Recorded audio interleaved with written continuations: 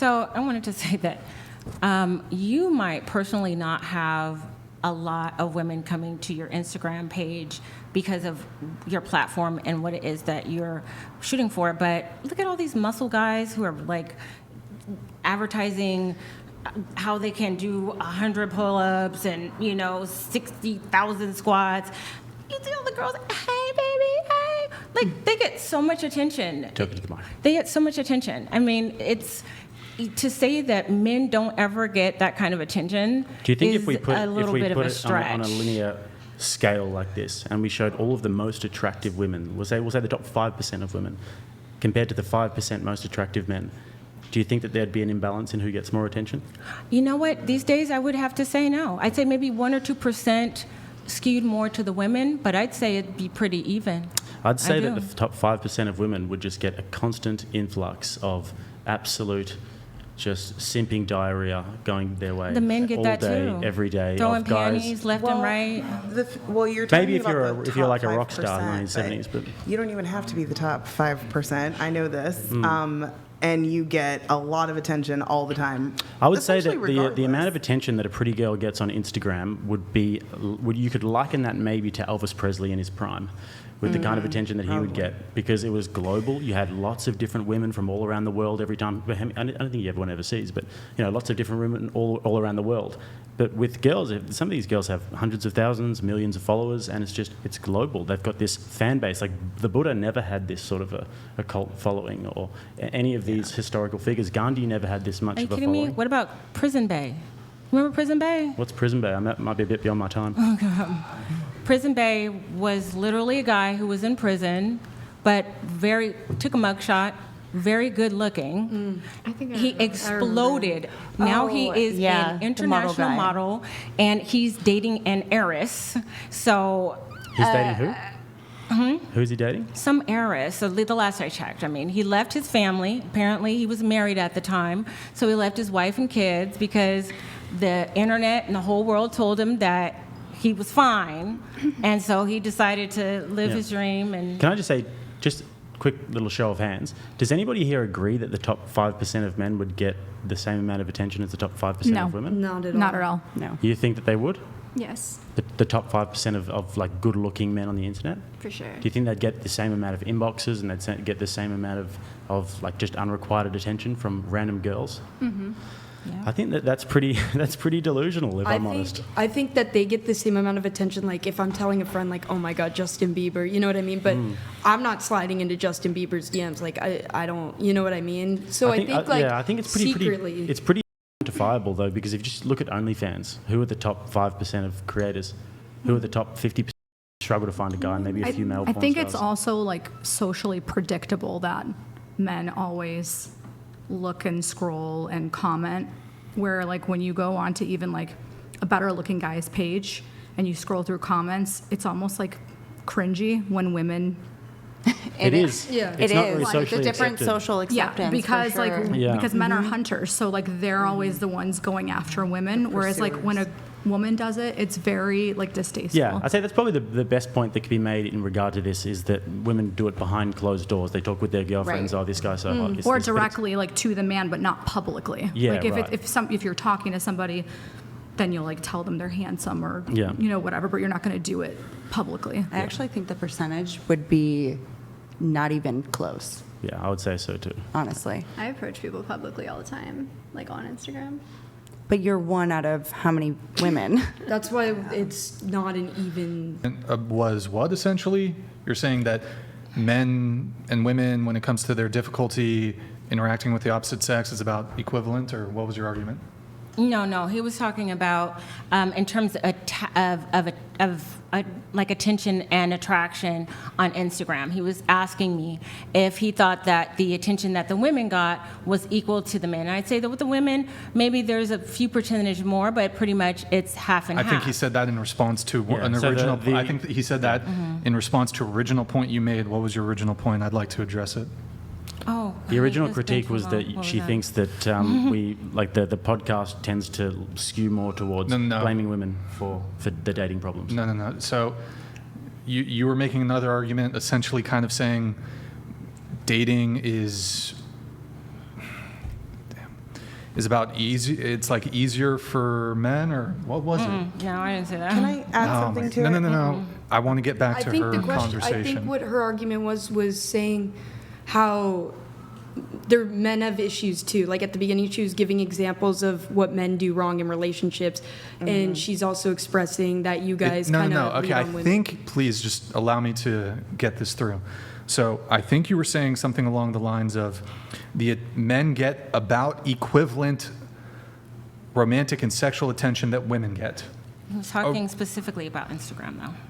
Are you sure? Yes. No, It was before broader. that. I used Instagram as an example. I'm pretty sure Jake was using that in response to something you said.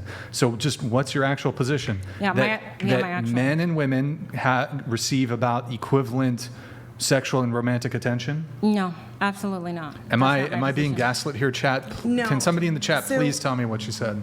Earlier, she was saying that they're essentially, not that men aren't being held accountable, but because it's mostly women here, y'all address the issues with women, but we don't hear so much the other side of it. And I wanted to interject and say a lot of people say the 70% of divorces are initiated by women, but when you take out certain statistics, and I think this is probably where you were going along with this, if you take out abuse, if you take out infidelity, the 70% isn't exactly 70-30. It changes.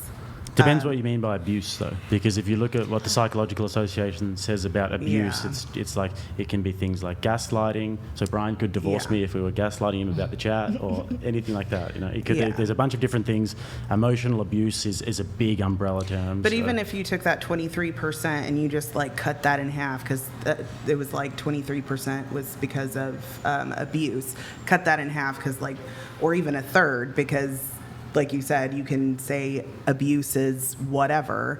It still changes the statistics a little bit. So I think it's a little exaggerated, and I think it kind of honestly panders to men who don't want to take accountability. I think accountability is an issue like across the board, more so with women, but there's also a lot of men who also lack accountability.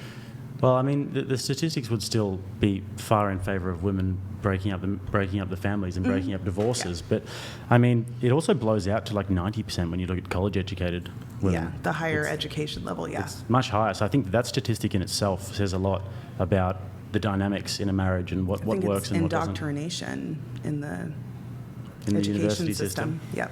And also in terms of hypergamy, because college-educated women who earn a lot of money and have very successful careers are much more likely to look elsewhere if they feel the man isn't above them. If they feel the man is below or equal, much more agree. likely to look elsewhere. I think men tend to need I don't think this is controversial, men need a father figure.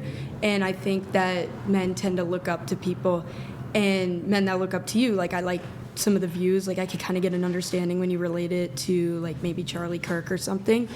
But, and then men tend to copy like people that they like. So men online might see that person. Like there's a percentage of men that look up to you, kind of follow your sort of guidelines when it comes to dating. And then there's the men that see other guys like treating women horribly and all of those things. So that could play a factor also in like how men, like that's an issue. Like Yeah, I the think that men you're talking promote about that. like guys who have certain role models online, and the role Correct. models might not be conducive to what's productive in life. Is that Right. what you're saying? Yeah, but I think that particularly with this podcast, it gets a bad rap in that regard. That it somehow doesn't sort of cater to that message. But if you look at a guy like Andrew, who's on all the time, he's got 5 kids and he's happily married and he's contributing to sort of the apparatus that is of the healthy society. You got guys like Charlie Kirk, he's married with kids and Right. they're having these conversations. So back to your critique about the podcast, I would ask what exactly are the messages that you think that are being told on this podcast, or how do you think men are being fed a message that lacks accountability, if you will?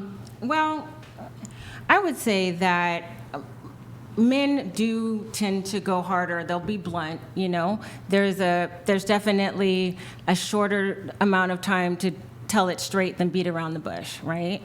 However, there's also this element of well, feminism, women are, all 304s, and, they don't want to get married anymore, they don't want to have children, and, all of these, Do you think that's types true, of or do you things. think that's false? I would say that there is some truth to those things, but it's not all of them.